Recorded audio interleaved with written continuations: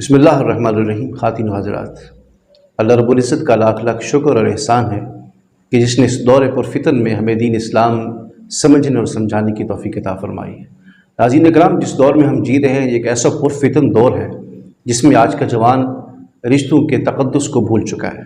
اس کو ماں باپ کی عزت کا علم نہیں ہے، اس کو رشتہ داروں کی عزت کا پتہ نہیں ہے، اس کو ہمسائے کا پتہ نہیں ہے، اس کو بڑے بھائی کی عزت کا پتہ نہیں ہے، اس کو مریض کے حقوق کا پتہ نہیں ہے، اس کو فوت شدہ کے حقوق کا علم نہیں ہے۔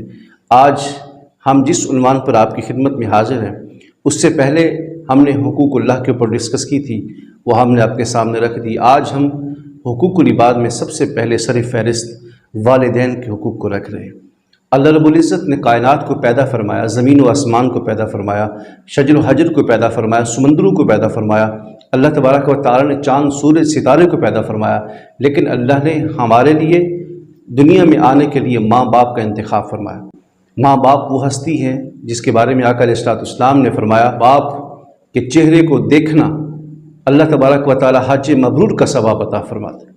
آپ نے 8-9 لاکھ روپے بھر کر حج کیا، ہو سکتا ہے قبول ہو یا نہ ہو، لیکن جس نے محبت کے ساتھ مسکرا کر باپ کی طرف دیکھا تو اللہ تبارک و تعالیٰ آپ کو حج مقبول کا ثواب عطا فرماتا ہے۔ آج اکثر لوگ یہ شکایت کرتے ہیں کہ حضرت ہماری اولاد نافرمان ہے، تو میں ان کو یہ کہا کرتا ہوں کہ آپ نے جس چیز کی محنت کی ہے، جس چیز کی فیس دی ہے، جس کی تعلیم آپ نے ان کو دی ہے، جو آپ نے بیج بویا ہے، اس کا تو نتیجہ اور رزلٹ آپ کو مل رہا ہے، اس کا پھل بھی آپ کو مل رہا ہے۔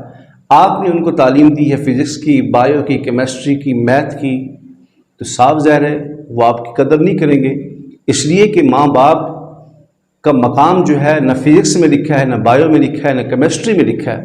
یہ یا قرآن بتاتا ہے یا حدیث بتاتی ہے کہ والدین کا مقام کیا ہے۔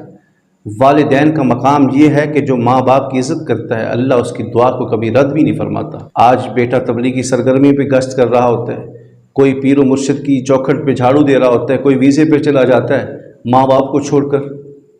یاد رکھیں کہ آپ اگر بارگاہ رسالت میں بھی جائیں گے ماں باپ کو چھوڑ کر، تو بارگاہ مصطفی سے بھی آپ رد کر دیے جائیں گے۔ ایک صحابی حضور کی خدمت میں حاضر ہوئے، عرض کرتے ہیں یا رسول اللہ صلی اللہ علیہ وسلم، میں جہاد پہ جانا چاہتا ہوں۔ حضور نے فرمایا احی والدہ، کیا تیرے ماں باپ زندہ ہیں؟ عرض کیجیے یا رسول اللہ۔ فرمایا ان کی خدمت کر، تجھے اللہ جہاد کا ثواب عطا فرمائے گا۔ جس کے بارے میں رسول اللہ نے یہ فرمایا ہو کہ تو جہاد پہ نہ جا بلکہ اپنے ماں باپ کی خدمت کر، تو اللہ تجھے جہاد کا ثواب عطا کرے گا، تو سمجھ لیجیے آج اس کے برعکس ہو رہا ہے۔ وہ تو جہاد پہ حضور نے منع فرمایا کہ تو ماں باپ کی خدمت کر، آج باپ بستر مرگ پہ ہے، بیمار ہے، مریض ہے، اس کو ضرورت ہے کہ اس کا علاج کرایا جائے، اس کی تیمارداری کی جائے، اس کے حقوق کو پورا کیا جائے، اور آج کا بیٹا تفریح کر رہا ہوتا ہے، آج کا جوان جو ہے وہ خوش گپیوں میں مصروف ہوتا ہے، آج کا جوان دوستوں میں پارٹیاں منا رہا ہوتا ہے۔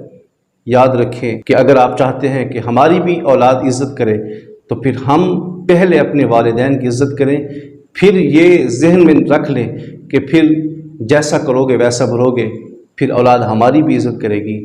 آج اس لیے اولاد عزت نہیں کرتی کہ ہم نے اپنے ماں باپ کی عزت نہیں کی، ان کے سامنے ہم نے اونچا بولا ہے۔ فرق دیکھیں دین کی تعلیم کا اور انگریز کی تعلیم کا۔ دین کی تعلیم میں آپ کسی طالب علم کو چلتا ہوا دیکھیں تو باپ اس کا چاہے مزدور بھی کیوں نہ ہونا، وہ آگے چل رہا ہوتا ہے اور عالم بیٹا پیچھے چل رہا ہوتا ہے، کیونکہ یہ رسول اللہ نے ہمیں بتایا کہ ماں باپ کی عزت کا کتنا بڑا مقام ہے۔ اور آپ نے محنت کر کے، مزدوری کر کے اپنے بیٹے کو انجینئر بنایا، ڈاکٹر بنایا، وکیل بنایا، جج بنایا، تو آپ کا بیٹا آگے چل رہا ہوگا، آپ پیچھے چل رہے ہوں گے۔ کیوں کہ وہاں جو تعلیم آپ نے دی ہے اس کے کسی بھی صفحے پہ نہیں لکھا کہ ماں باپ کا مقام کیا ہے۔ یہ قرآن بتاتا ہے یا مصطفیٰ کی حدیث بتاتی ہے؟